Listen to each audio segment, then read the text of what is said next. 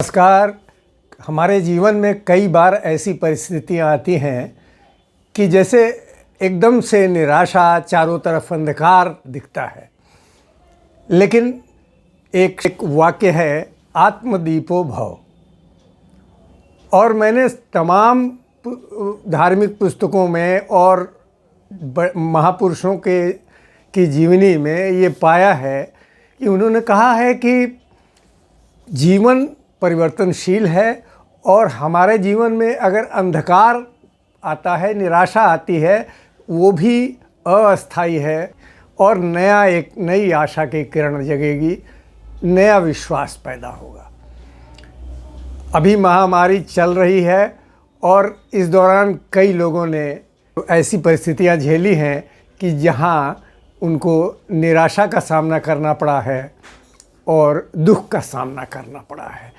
तो ऐसी स्थिति में मैंने 3 विदुषी महिलाओं से बात की है जो आशावाद और विश्वास के साथ खड़ी हैं और हमेशा कहती रही हैं कि जीवन में आगे बढ़िए, अंधकार आएगा, रुकावटें आएंगी, दुख आएगा तो वो जल्दी ही बीत भी जाएगा और एकदम हमें दृढ़ रहना है।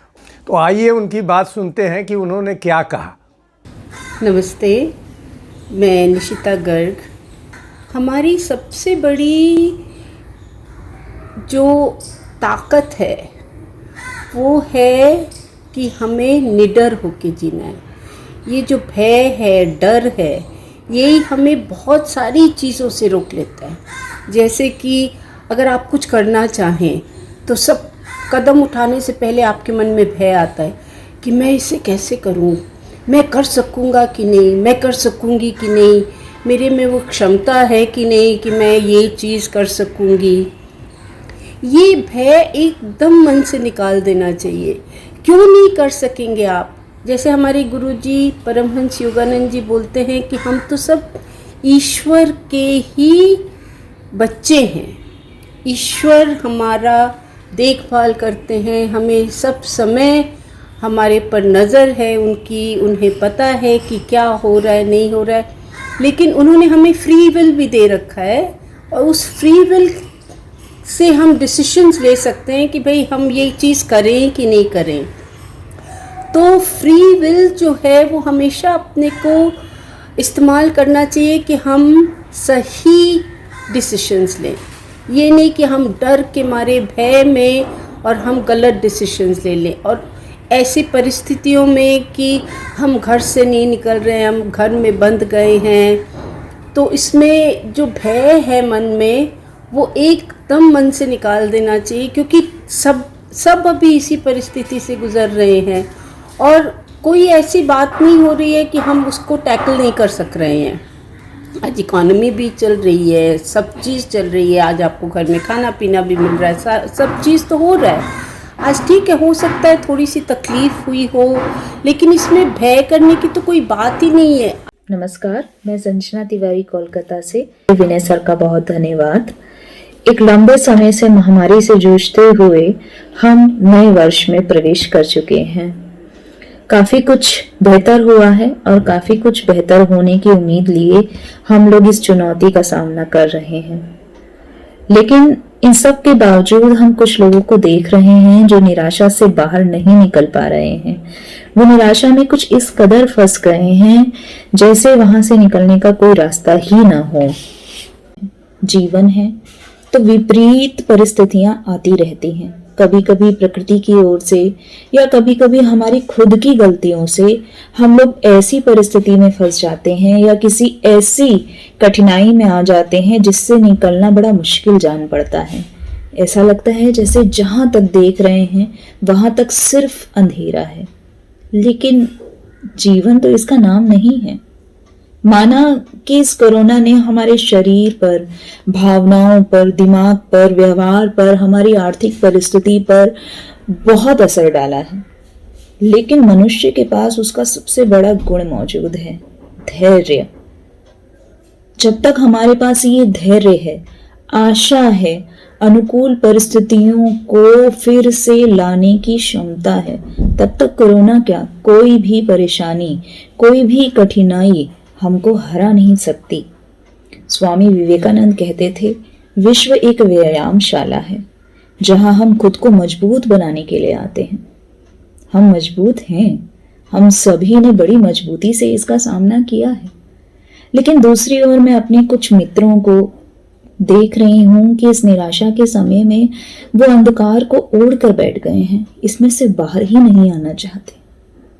दोस्तों, मैं सिर्फ ये कहना चाहती हूँ कि जिंदगी में बहुत तरीके हमें इन कठिनाइयों से बाहर आने के लिए अपनाने पड़ते हैं। जब तक हम खुद को धैर्य से, संतोष से और आशा से जिंदा रखेंगे, तब तक हम हर परिस्थिति से बाहर आ जाएंगे। निराशा की मनस्थिति में हमें कभी भी अपने आत्मविश्वास को कमजोर नहीं पड़ने देना चाहिए। लेकिन सबसे बड़ा सवाल ये उठता है कि आखिर क्या करें? सकारात्मक वाक्यों की संख्या बढ़ाएं, ध्यान लगाएं, खबरों की ओवरडोज ना लें, अनुशासन का पालन करें, पढ़ें लिखें, लेकिन ऐसा पढ़े लिखें जो आपको सकारात्मक बनाए, जो आपको जीवन की ओर लौटा लाए। ऐसे लोगों से मिलें, ऐसे लोगों से बात करें जो आपको सकारात्मक चीजों की ओर ले जाएं। बाहर जाना कम करें, घर में रहें, लेकिन घर में रहकर भी खुद को जागरूक बनाए रखें, जोड़े रखें लोगों से। आखिर में यही कहूंगी, जीवन में हमें लड़ते रहना है और नई नई कठिनाइयों से जूझते रहना है, और हम लड़ेंगे और जीतेंगे। मेरा नाम वीणा द्विवेदी है और मैं परमहंस योगानंद जी की डिसाइपल हूँ। भौतिक जगत की बात करूं तो मेरा इंट्रोडक्शन ये है कि मैं आईपी यूनिवर्सिटी दिल्ली में associate professor department of English रही हूँ, अब रिटायर्ड हूँ।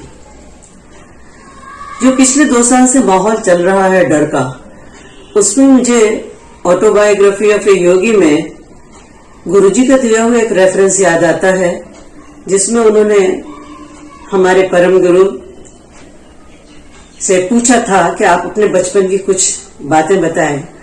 तो रिक्तेश्वर जी ने एक कहानी बताई थी कि उन्होंने अपनी माँ से, उनकी माँ ने उनसे एक बार कहा कि तुम एक कमरा था उसमें मत जाना, वहां भूत रहते हैं। तो फौरन उस कमरे में गए और वहां किसी भी भूत को न पा करके उन्हें बड़ी निराशा हुई। और इसका एक संदेश था कि आप डर को डायरेक्टली उसके फेस में देखिए, डर भाग जाएगा। डर की साइकोलॉजी ही ये होती है कि हम उस चीज से डरते हैं जो एग्जिस्ट नहीं करती है। सिर्फ ये खौफ होता है कि ऐसा मेरे साथ ना हो जाए। ये सच है कि पिछले 2 साल से हम बराबर इस पेंडेमिक से जूझ रहे हैं। बहुत डिवास्टेशन हुआ है, बहुत लोग मरे हैं, तकलीफें हुई हैं। लेकिन अगर हम इसे डर ना कहेंगे, चैलेंजिंग टाइम कहें, तो हमारी साइकोलॉजी में भी सुधार आएगा, पॉजिटिविटी भी बढ़ेगी, साहस आएगा कि चैलेंजिंग टाइम को फेस करके ही आदमी आगे बढ़ा करता है। डर नाम की चीज एग्जिस्ट नहीं करनी चाहिए लाइफ में। हमें ये देखना है कि हम कर क्या सकते हैं ऐसे माहौल में। हम अपने आप को बचा सकते हैं, हम अपने लोगों को बचा सकते हैं, दुनिया में एक पॉजिटिविटी का संदेश लेकर के आ सकते हैं। और जिस लेवल का हमारी कुव्वत है, हम लोगों को डोनेट करें, हम लोगों के दुख दर्द को बांटें, हम लोगों को प्रेयर करें।